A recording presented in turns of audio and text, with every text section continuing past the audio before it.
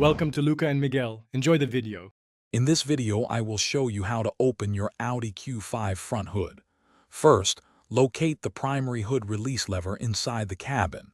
It's typically found on the driver's side, often near the footwell or door sill. Give this lever a firm pull. You should hear a distinct click, indicating that the first latch is disengaged. This action partially releases the hood, preparing it for the next step. Now, walk to the front of your Audi Q5. The hood will be slightly ajar. Carefully reach your hand underneath the front edge of the hood, usually around the center or slightly to the driver's side. You're looking for a small, secondary release lever or tab. This mechanism provides an additional layer of security and needs to be manually operated.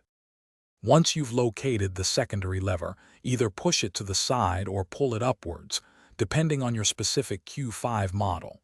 As you operate this lever, the hood will fully unlatch. With the latch completely disengaged, you can now gently lift the hood upwards. It should open smoothly, revealing the engine bay and other components beneath. To keep the hood safely open while you work, locate the prop rod.